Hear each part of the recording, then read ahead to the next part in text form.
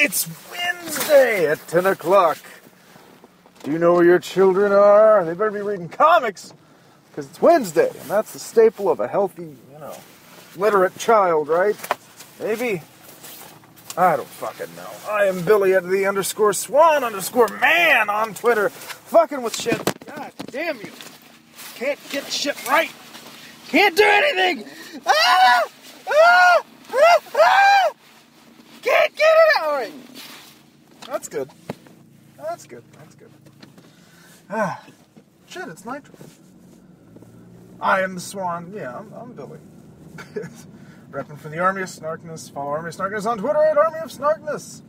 Like the Facebook page and listen to us on Spreaker.com, iTunes. Download us, keep us forever, or whenever you don't feel like it. And Stitcher. Brr. Got cold in this motherfucker. It's Comic Day! And on my way home, I realized it was cold. I knew it was cold before, because I drive, but I'm just saying, God damn it. I'm trying to get shit done, there's a goddamn coat in the way, everything went to shit! In a hat. I picked up 3 new issues today of ongoing series of differing. Actually, it was a pretty Marvel-heavy day. 1 DC, 2 Marvel, no IDW that I gave a shit about. What about masks? Look, man, nobody had masks number 2. I'm not gonna fucking read it now. I'm pissed. I'm just pissed, I'm gonna try and find a copy at a different retailer. Not my beloved Heroes Realm of Paris Pike and all that good shit. New Circle, if you're in Mike's town, peace up. But no, they never got 2, so I haven't read 2. No one had 2. It went from 1 to 3 everywhere I go, 1 to 3. So fuck it, or not at all, because we didn't carry Dynamite. Masks number 4 is out. Didn't pick it up. Like I said, love the cover. Didn't pick it up. So we've got on the docket today, Before Watchmen, Dr. Manhattan, number 404. It's Tying Up Dr. Manhattan by J. Michael Straczynski and some artist. Sorry, I didn't catch his name. It's on the book, but it's not in front of me right now. That's dangerous to read and drive. Dangerous to comic and drive. So I won't. But yeah. Before Watchmen, Dr. Manhattan, number 404. Also, we had 2 5th volumes of Punisher-related Marvel series. We had the tie-up of Punisher Warzone, 5 of 5, where the Punisher Frankie takes on the Avengers. And we had Thunderbolts number 5 with Leader looking all like a red, so much of a red, pinkish-hued, damn it. I forgot his name, because he's an asshole. Oh, shit. The little black guy. The little one. This little pimp guy that slapped the dude. Did a bunch of shit. Fuck. Cat Williams, there you go. Leader looking like a purple Cat Williams. Pink Cat Williams? Red Cat Williams, it just depends. Thunderbolts is heavy on the black, white, and red. And the covers are no different. So yeah, it's kind of hilarious cover, especially since what goes on in the cover, nothing to do with the story inside. Similar to, Punisher. All the Punisher covers for Warzone, nothing to do with what actually happens in the book. Very little. They're all more interesting than when you turn the page. Fuck! That didn't happen, but good art nonetheless. All 3 books I picked up today, very fine. So we go from the weakest to the strongest, like we do. And the weakest has to go to the tie-up for Punisher Warzone. But then again, week is really fucking good, because Punisher Warzone is really fucking good. Pick up the trade when it drops, probably in May, I want to say. If you want to read about the Avengers versus Frank Castle, this is a very interesting way, and it's the end of the so-and-sos. I didn't get their names, damn it. I'll look it up later and forget to put it on another podcast. But this is a tie-up of the recent Punisher arc that properly ended at 13 or 17, and then turned into the end, which is Warzone.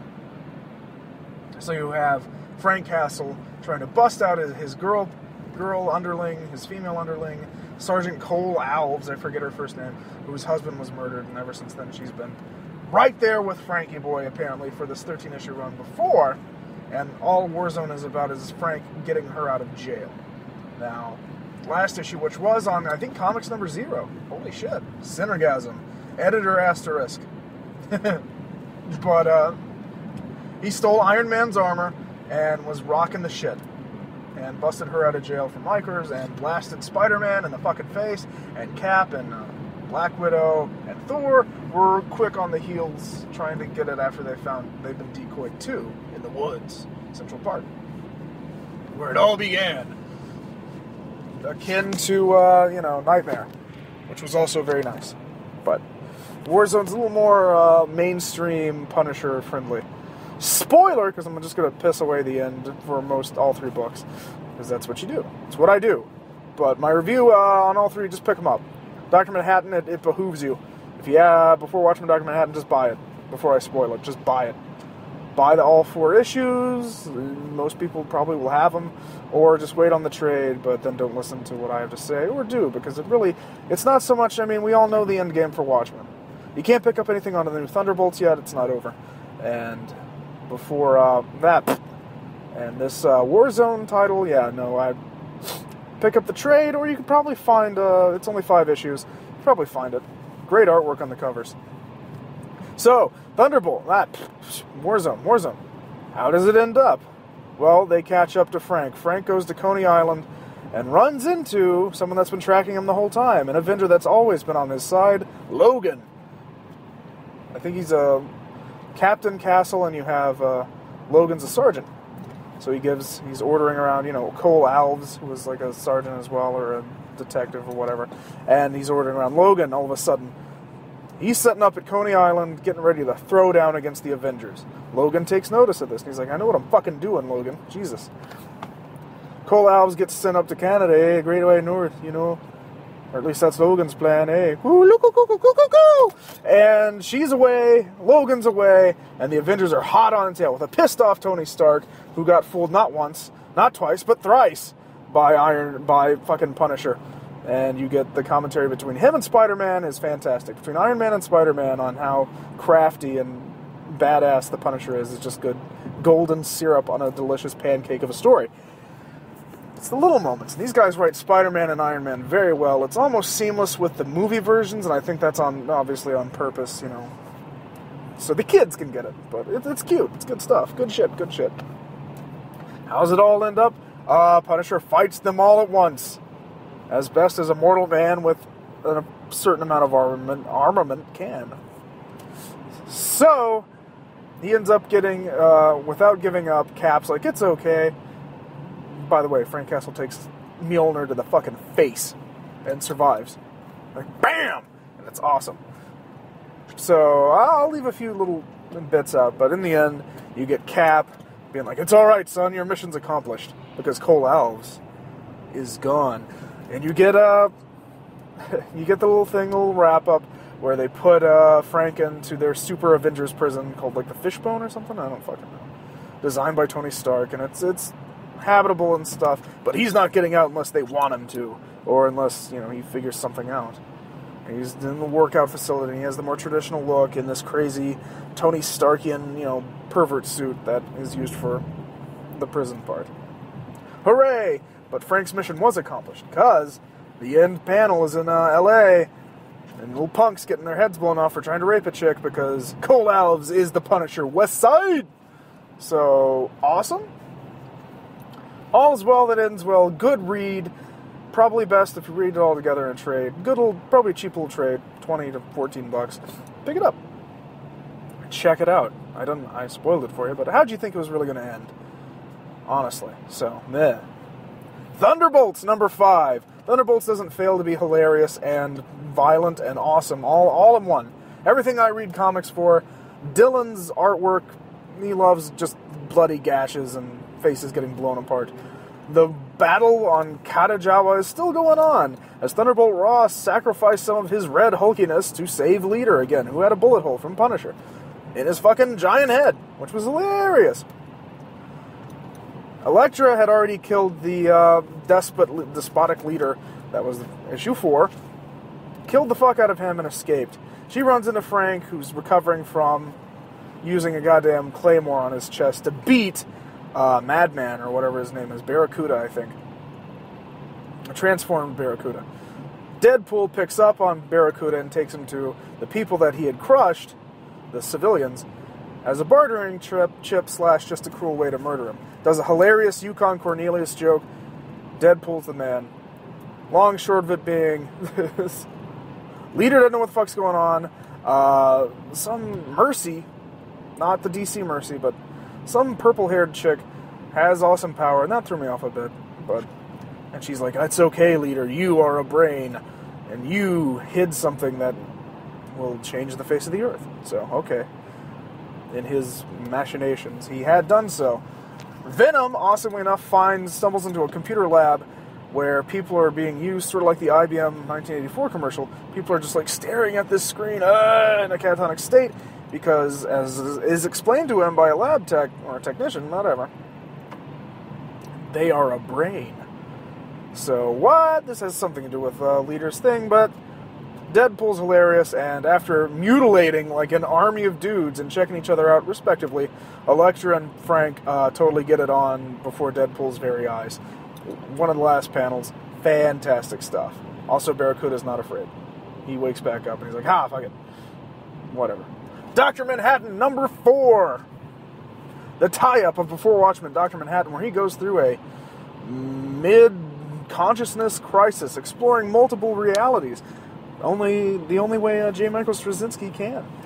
Classic sci-fi, fantastic story. If you're a Dr. Manhattan fan or a Watchmen fan, any kind of pick it up. It's a must-read. This one's more of a must-read than others, but not by much, because they've all been a really great series. This is all Before Watchmen kicks fucking ass. How's that? And explains why he believes what he believes in Watchmen proper. Like, it's hard to really go in depth and involved in the complexities of Dr. Manhattan because it's very complex. It's a mindfuck through and through. This book, number 4, it pulls out all the stops that were originally in other issues. 1 through 3, they do some fucked up shit.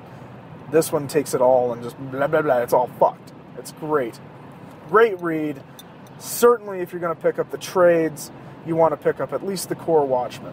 I'd say Rorschach's still the weakest story of all of them, but Dr. Manhattan's a must-read.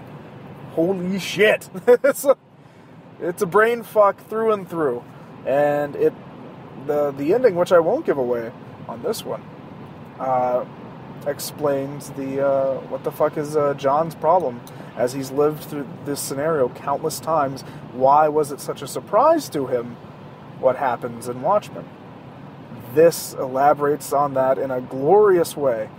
I didn't know how they were going to do it. Ozymandias' book had been, dancing around this, but it was always kind of like, wait, this doesn't make sense. If everyone's, planning all this shit and everything's happening this way, even when Dr. Manhattan lives through several and destroys several alternate universes through nuclear war, after he's lived through all the outcomes residing in the one that we know and love, why doesn't he know how this one ends? What's the spark of uncertainty? And it's the last 4 pages, fucking glorious. And the artwork's fantastic, too.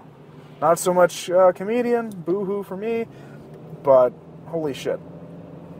Fucking A. It's starting to end with strength because, not Silk Spectre. Rorschach's going to wrap up. Ozymandias and Comedian are left.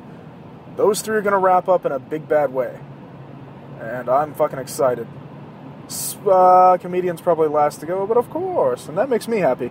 I gotta end on an Eddie Blake. Come on. Big Comedian fan. Pick up all these books. They're cheap. My tab was slightly less because, again, Marvel Now titles are sort of cheap. But hell yeah, on all the Before Watchmen books, pick them up if you haven't already, but all these books get a big old thumbs up. It's a good day of reading today. It's like, woo! And Punisher getting a lot of love. So, I don't have any Warzone to look forward to, but Wolverine's getting a Marvel Now standalone title, so maybe I'll read that along with Savage Wolverine, which is good shit, but a more traditional Wolverine story would be nice. So, something else coming down the pike in the pages, Marvel Now event, Age of Ultron.